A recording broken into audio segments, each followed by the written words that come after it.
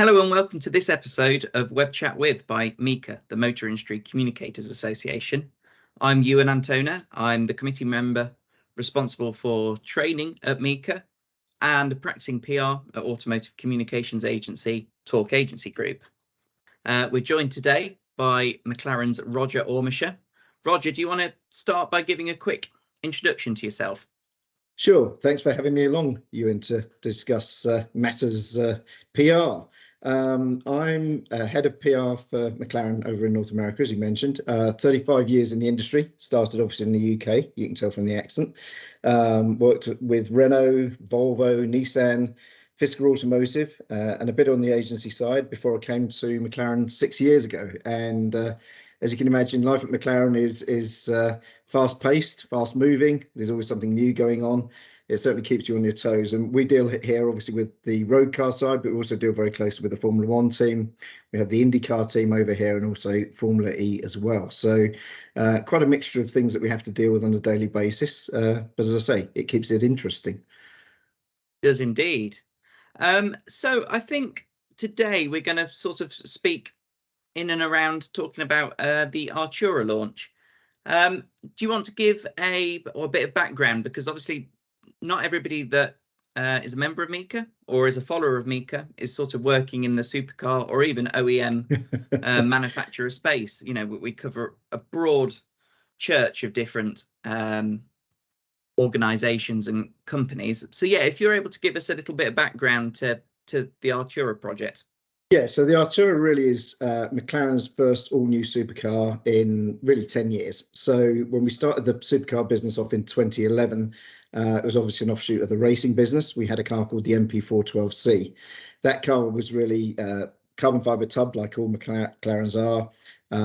Latest state-of-the-art technology, V8, regular internal combustion engine car. But obviously with regulations changing, even supercar companies have to look to the future and where the future is. Artura is our first all-new car. So everything about Artura is brand new. It took really nearly 5 years from conception to reality. It was a brand new V6 twin-turbo hybrid engine, 120 degrees, which is quite unusual. It has obviously electrification as well, hybridization, so it can run for electricity in about 19 miles. And all new gearbox, all new. We now develop all of the carbon fiber manufacturing in-house.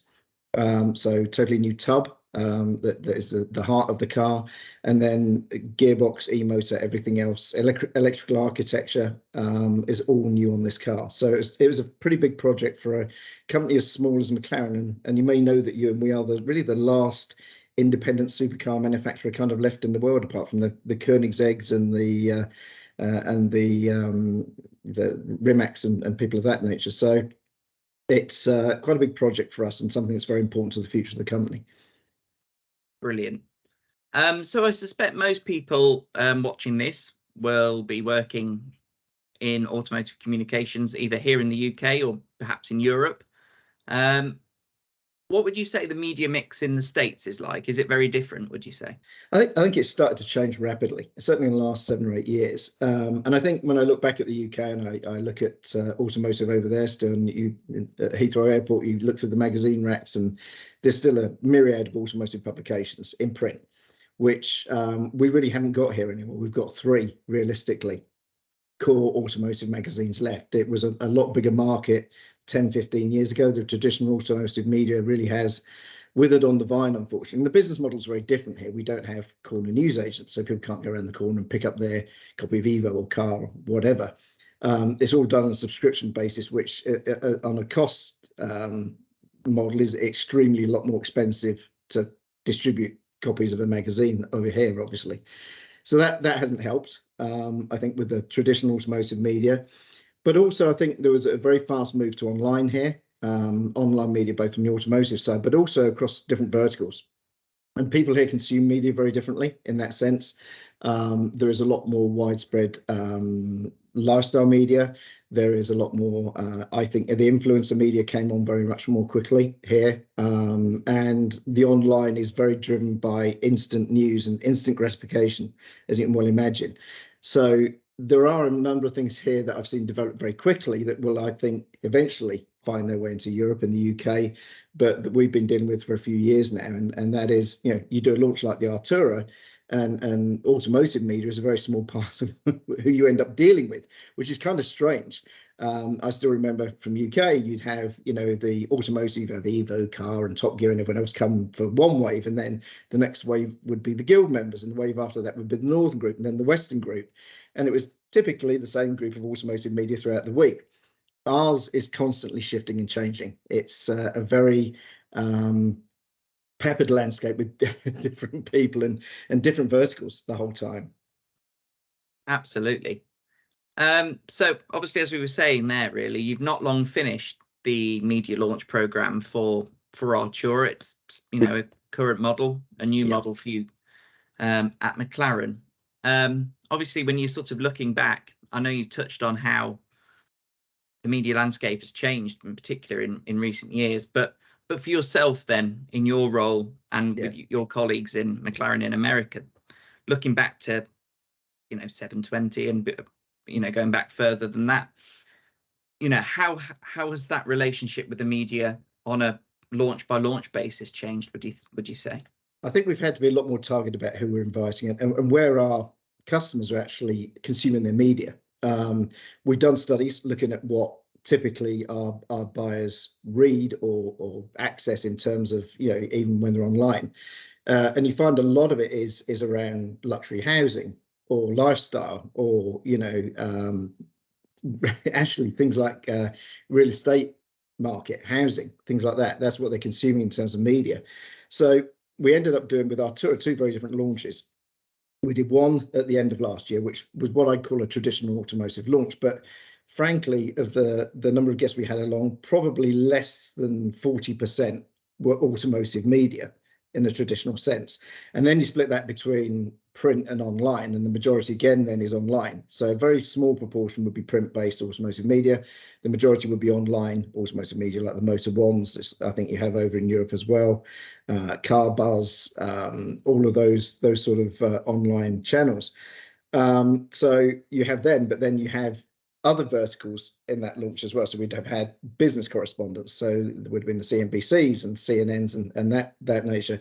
Tech websites. So there's a lot of tech websites here, things like SlashGear, CNET, things of that nature, where people are consuming automotive content as well. So you have the tech thing, and then you have the lifestyle, and that goes all over the place. There's the traditional kind of Rob reports, but then you've got the luxury media, you've got hotels. We actually deal with Nobu magazine quite a lot, that goes into all the hotels and restaurants globally. Resort magazines, you've got things like Cigar Aficionado. There's so many in this luxury lifestyle category. You're all over the place effectively. And then on top of that, you've got the influencer and the social media.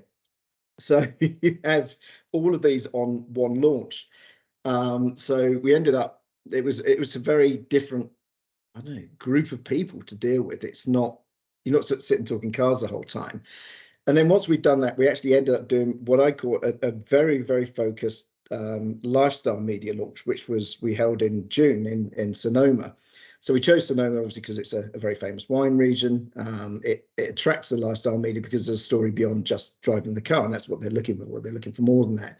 We actually brought in our head of materials and color and design, and she came over and talked about the sort of materials she's been developing for the cars, the color palette she's been developing, the touches in the luxury market that make our cars special for our customers.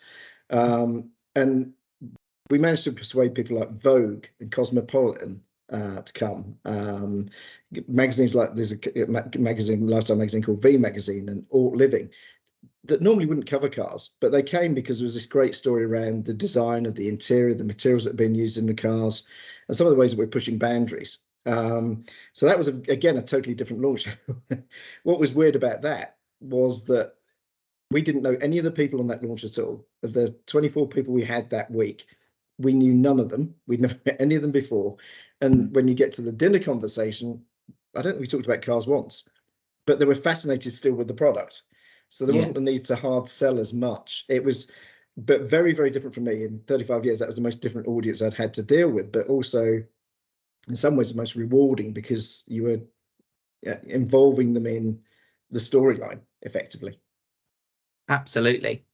And you sort of touched on it there, really, with such a broad mix of media that you're having to encourage along and then hit their needs so that they can produce something that's obviously telling your story, but also is telling it in a way that's suitable for their audience. And I'm thinking, not just with regard to the different sectors, but also the different formats in which you're or in which they are presenting their content, be it through social media only, be it through traditional print broadcast, or as has become very prevalent now, is the influencer scene. So how challenging is it for you to make sure that you're sort of hitting the brief for each of these individual media types? That's a good question, Euan. I think you kind of have to sit there and say, okay, what kind of event are we planning? Is this mainly a driving event, which would be more than aimed at the more traditional media? Or is it something that involves some driving, but also some interesting storylines and lifestyle elements around that? And, obviously with Sonoma, the wine region, winemaking, things of that nature that add to the storyline. So I think you've got to look at your target audience. What are they writing about? Look at the publications, look at the online things that they're producing, look at their videos on YouTube, see what they're actually engaged with and what they're doing. And then you almost have to take a bunch of them as a group and say, okay, these guys would probably be interested in this as a storyline. As I say, with that group, it was color and design. We got, with the tech group, we have a partnership with Lockheed Martin Skunk Works that appeals to them as a storyline. So how can we include the car in with Lockheed Skunk Works and do something that's very much around that and tie it into, say, Top Gun Maverick? So I think you start from the story. The story is the most important thing. And it's crafting that story as a PR person to suit the audience rather than going, I'm just going to do a car launch. It's easy to do. Well, it's not easy to do just a car launch, but that's the easiest way to do it. Just keep churning them out. And nowadays, I think you have to be a lot more focused on the storyline, the message, the target audience, and how they're going to receive that, and then communicate that to their reader base in whatever format they do it. So I think it takes a little bit more research up front in terms of, checking out who you're inviting and why and what they're going to be looking for. And I think if you hit the right, it was interesting with that audience of as I say, lifestyle fashion media that we just engage with. There's a line between you've done the event, at the end they're going to go, oh well, thanks for inviting us, goodbye, we'll never see you again. Or they're all right, thank you note saying, when's the next one, can we come? And whether you've hit the button or not with that kind of reaction at the end of the event. So I think it's easy to tell if you've done it, but you've always got to be open to that potential critique. Absolutely. And then from a sort of really practical point of view, influencers, YouTubers, they have short windows to fit a lot of filming into. How are you helping them to make that work on something like a launch, and managing a print journalist who you might give the car to, hand over the keys and say see you later, versus that's very true. Digital that have to work within the same time frame perhaps. And I think if you can logically divide it up a little bit and try and put them on a separate wave, if you can, the influencers, because they do demand a separate set of parameters, obviously, as you just pointed out. So I think from that perspective, it's always good to try and keep them a little separated because of their different needs, not because they're different people, but the needs, as you say, are quite varying. Most of the ones that we deal with, frankly, they're pretty self-sustaining. You can usually give them the car, give them a briefing, and off they go. And usually they're pretty good about going off and doing their own thing. We've never really had any great issues, I don't think, with having to fulfill brief or meet briefs that have been too complicated. I think that the biggest thing that I've found with influencers here is that where you have slight editorial control, let's say, or feedback or right of reply in traditional media, once you get into the influencer sphere, you're at their mercy. Their message is their message. You can't craft it, you can't editorialize it, and you certainly can't have a right of reply afterwards. It's very difficult to backpedal from there. So much as we're used to, if there's an article that we don't find quite factual or quite truthful in, say, Autocar or Car, we can always go to the editor-in-chief and say, hey, like to discuss this. Is there some sort of compromise we can reach, or could you correct the mistake? With an influencer, it's water under the bridge. It's already out there, and it's out there so instantaneously as well. And I think that's one of the most difficult things to deal with as a PR person, is that it's instant. It's within 24 hours of the event. So in some ways, unless you've got an embargo in place, they're going to be the first people that actually give a view on your product, which can be interesting, let's say. So you just never quite know which way it's going to go. So yeah, you've got to, and again, that's again doing research. Look at the influencer. What do they generally post? What do they generally talk about? What are their likes and dislikes? Are they going to like the product or not? Or are they really going to hate it? I mean, I'm unlikely to invite a journalist that focuses on pure EVs to drive a V8 engine supercar, because that's not their bag. They're going to be pretty critical of it, I would think, because we're not really moving that game along. Now, the Artura was a different one because it had the EV capability and it was our first hybrid. But you've got to, again, look at what the messaging is, and is that person right for that messaging? If you're enjoying this episode of We Chat With, and you work in automotive PR, marketing or communications, why not consider joining MICA as a member? You'll have access to a growing number of MICA masterclasses, training sessions, networking events and industry socials. Memberships start from just £15 for students and interns. Obviously, we've touched on influencers there and talked sort of heavily about their needs. Yeah. It's very much the case, particularly now, that a lot of influencers are starting to own a lot of, are in a fortunate position to be owning supercars of their own, particularly if that's the sphere that they're working in. Yeah. How would you, or how does McLaren, or a manufacturer of that style, would you say, have to work to sort of strike the balance between treating an influencer as a media sort of partner and that relationship between a PR and a member of the media, versus that person also being a current or prospective customer of your brand? Yeah, it's difficult. That's a very tough one. We've had a number of instances of that here in the US. Some of the biggest viewerships that we have, if you started looking at reach, are actually through social media, let's say celebrities that own our supercars. So we have at least 7 or 8 very big YouTube channels that have owned our cars or have our cars. It's a difficult balance to strike, because really in some ways I almost treat them as a customer first and a media person second, though they are a huge media. They are both, and they rightly see themselves as being very independent as well. They don't want to be influenced by the manufacturer. They want to, so you have to, at some stage, I think the thing to do is build a good relationship with that person, their people. Like any journalist, build a relationship with them, get them to understand you, know you, trust you, and be prepared to accept and listen to your perspective as well as part of the storyline. Good examples of that would be, people like Doug DeMuro, who's the biggest over here, about 5-6 million I think he's got on his channel now. Doug, you would never get him to attend a media launch, not in a million years. He just won't do it. Now, he used to go to our dealers and get cars from our dealers, which we prefer him to have. Well, one, we want him to have more instant access anyway, and 2, we would prefer he took cars from us. So we built a relationship with him, and he now takes our media cars, but he still wouldn't come on an event or a launch. So we know that's his deal, and that's fine, and we deal with him in that way. We've got others like Brooks from Drag Times. Now, Drag Times is a big channel over here. Brooks has bought cars as a customer and drag race them. Do we like people drag racing our cars on YouTube?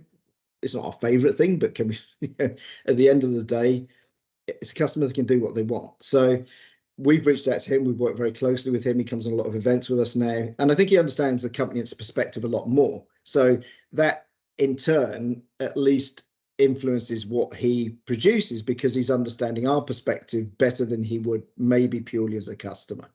So it's building that relationship. We've got another group over here called the Triple F Collection, who have, I think, pretty well every Ultimate Series McLaren ever built. We have a monthly call with them, weirdly enough. So I talk to them on a monthly basis. We discuss what they're doing, what's coming up, what car they've just bought, what are they planning to do with it. And they're really open about it, but they still go away and produce their own thing. So it's kind of weird. So it's almost a cross between being a customer service representative and the PR guy. You're kind of really in the middle, but you do need to build that relationship because for me, Euan, it goes very wrong when you ignore them or you try to distance yourself from them. And yeah, classic, I'll give you one more example. A classic example would be when people rebuild cars from, or modify them. And again, we're not adverse to letting our dealers work with those people to get the right information across and help them move forward with the projects that they're doing. Now, the car may well be out of warranty. A classic example would be the P1 that was rescued from the Miami floods that somebody is rebuilding online right now. Not a project we sanction, but he's doing it on his own, and we've helped through the deal with advice and background for him. So again, it's how you deal with those particular instances, I think. Definitely. And I think as well, not wishing to necessarily sort of single out influencers as well, because particularly in the UK, there's a lot of traditional automotive journalists with a fleet of cars of their own, and they have live profiles on social media as well. Everybody to some degree is an influencer these days, and I assume a lot of McLaren customers to some extent, would treat as a micro influencer if they have a few thousand followers on their profiles and things. Exactly. We have a blogger called Secret Supercar Owner who has 4 of our cars, as well as I think he's got Ferrari F40 and a couple of Maseratis. But he writes a blog every week, and it's very insightful. He's a former European executive who's now based in the States, and his insights are very, very, very good. And we know that a vast majority of our customers read what he writes because he's using the cars every day. So what he writes is taken as absolutely, the truth. So I think our customers certainly pay as much heed to the influencers and the bloggers that own the cars as they do to, say, Motor Trend or Road and Track or Car and Driver. It's definitely become a lot more of an influence over the customer buying habits, behavior, and perception of the product. Yeah, that makes sense. That does make sense. So just to sort of finish off, really, if there are sort of 3 key tips or learnings for anybody sort of watching us this chat today, what would you say that they should take away from this recording? That's a really good question again, Euan. I think the 3 things I'd think about is change is constant. I mean, this industry is always shifting. It's shifting fast. I've been here 35 years, so I think I mentioned to you before, I started off stuffing 8x6 black and white photographs and printed press releases into envelopes in the post room. Yeah. Those days are long gone. 35mm transparencies were part of the press kit. So you've got to be, no matter how long you've been in this industry, open to being adaptable and changing, and be open to new ideas. It was interesting. We did a cross promotion with a hotel chain last year, and it was a PR cross promotion. It wasn't anything other than that. They built a brand new apartment complex, and they had some realtors, or as we would call them, estate agents, in to look at this property. We ended up lending them cars for a week each, and then I ended up getting one on Selling Sunset, the program from there. So naturally, why would I think of loaning cars to estate agents? I just wouldn't, would I? But it got us on to Selling Sunset. I think we sold a car through it. So think laterally, be open to new ideas. So change is constant and be open to new ideas. Are 2 of them. Measure. I think if you can measure, the successes I've had in PR have been when I've been able to prove to senior management or people in the finance department that we're getting great return on what we're doing, whether it be reach or AVE or potential sales or whatever it is. If there's some metric you can use all the time, and that also we measure, and the metric doesn't have to be exacting, I don't think. It's if it's something that is a consistent, and you can say, well, that press release did that, or that launch did this, or that, you can measure them against each other, know what is successful and what's not quite successful, and adapt through there. So that's another one. And then look at all potential verticals. So, you know, we went through at the beginning of this discussion that they really is so many different verticals other than automotive, and especially nowadays. And what are your buyers consuming? What do they read? What do they look at online? Where are they going? Where are they engaging with media? And look at that, and then embrace those people and bring them on your events and get them to write about your company or your products. That's the trick. So those three, I think: change is constant, adapt and be open to new ideas, and measure them, and then look at all the potential verticals there is to spread your message into nowadays. Roger, thank you so much for your time today. It's been a pleasure to chat, and I think there's some really great insights there. So thank you ever so much for joining us. Pleasure. Well, thank you for having me on, Euan. Great to chat. Thank you very much. Thank you. If you'd like to stay up to date with the latest news and activities from MICA, check out our website, mica.org.uk, or follow us on our socials. Thanks for watching.